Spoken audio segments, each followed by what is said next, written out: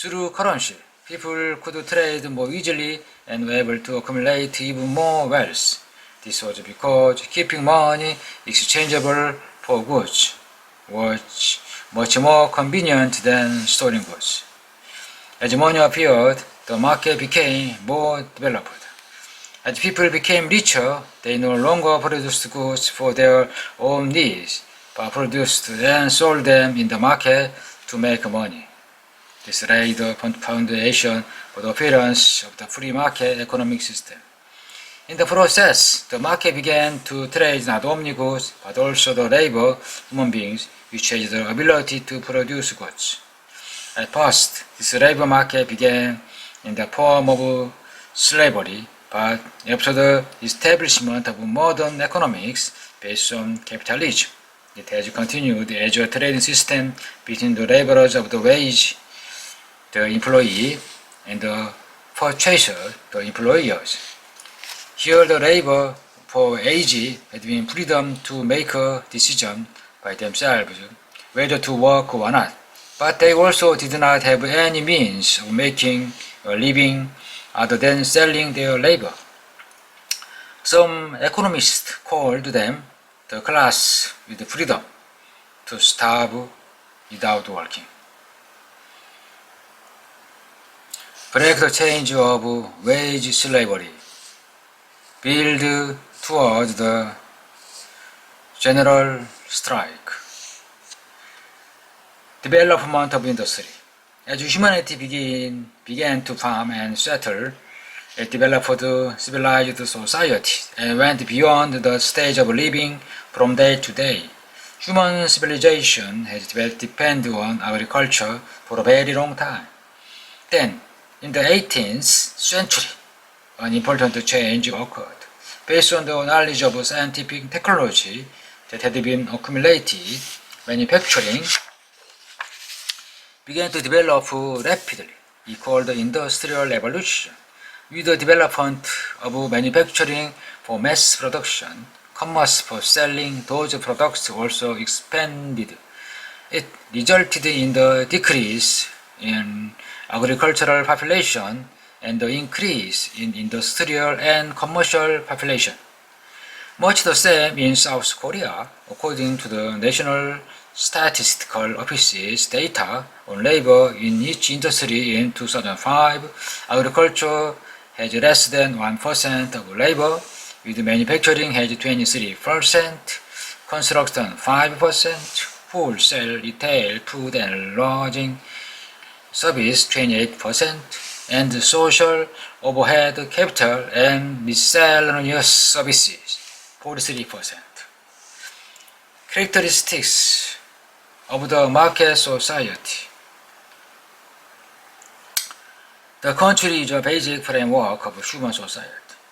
Upon this framework are laid social systems such as politics and culture. You can study economics in two aspects. One is society productivity. For example, the Industrial Revolution brought about an incredible increase in productivity.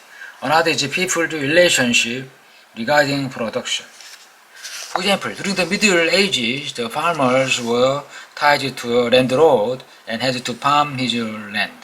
But as productivity increased significantly, the existing relationship for production could no longer be maintained and new relationship appeared. As economics change in this way, the social system that are built upon them, such as politics and culture, will be shaken. The Industrial Revolution was a historic event more than the introduction of mechanization and industrialization.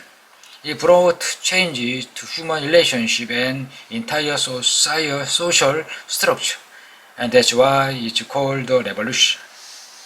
The factory owner did not want to serve, but rather laborers they could freely hire and fire. They also wanted the freedom to sell their mass-produced product. In politics, they wanted to escape from the king's control and interference. Thus, the political revolution called the Popular Revolution combined together with the Industrial Revolution. The The free market economy came into being under such circumstances. Its most basic principle is the pursuit of individual profit, which is called the principle of minimum cost and maximum profit. The following are the words of Adam Smith, called the father of capitalism and the free market economy. It's not from the benevolence of the butcher, the brewer, and the baker that we expect our dinner, but from their regard to their own self-interest. We address ourselves not to their humanity, but to their self-love, and never talk to them of our own necessities, but of their advantages. In other words, the butcher is not producing meat for our benefit, but only doing business for his own profit. The logic of the free market economy is that everyone should live for his own self-interest. Then, would not the bullies and cheaters take over the market?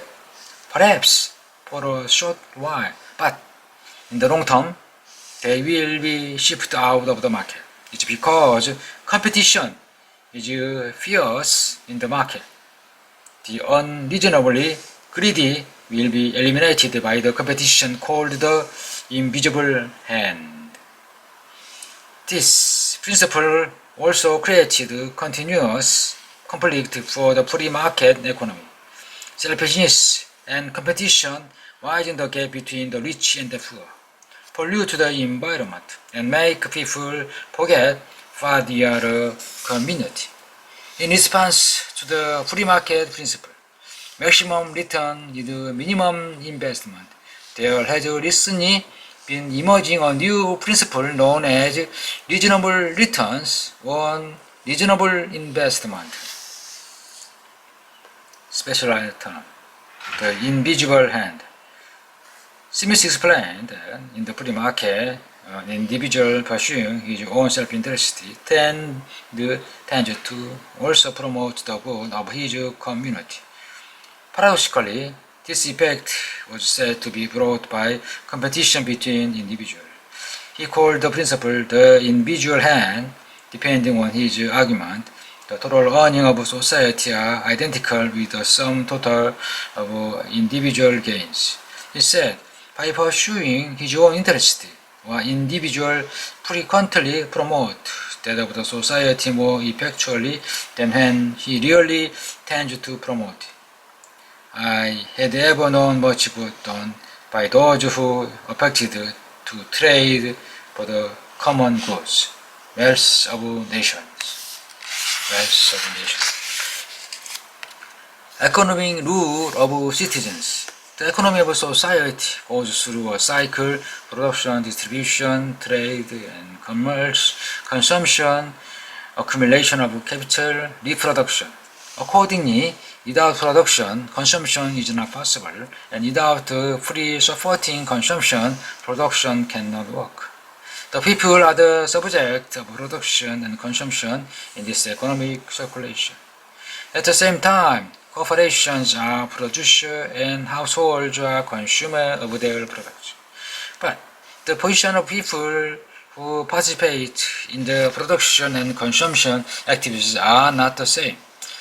Some are entrepreneurs while the others are workers. The profit workers in the society becomes profit for everyone through distribution, but its size varies with one's position. At times, this causes conflicts and confronting among the people. It's because everyone is following the principle of capitalism, minimum cost and maximum profit. People are the source of state's economy. The source of state's wealth is taxes. People pay various types of taxes to the state, and they are used for the administration of the state. From this background comes the democratic principle that people are the owners of the state.